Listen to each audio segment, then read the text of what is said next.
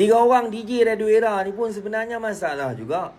Kau dah buat salah. Sepatutnya kau keluarkan kenyataan tu, mohon maaf dekat media sudahlah.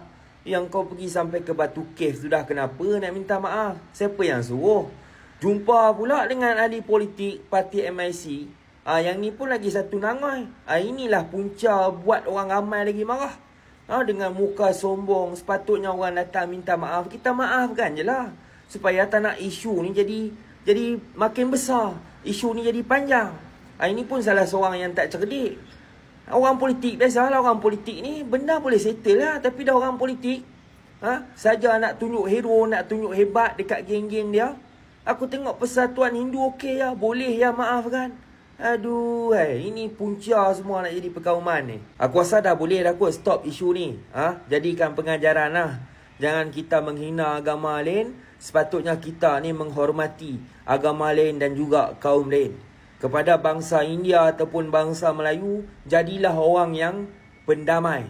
Jangan jadi orang yang tukang simbah minyak. Kita hidup lama dah dekat Malaysia ni. Kita nak aman damai. Buat apa nak gaduh-gaduh ni? Gaduh-gaduh ni buat sakit je.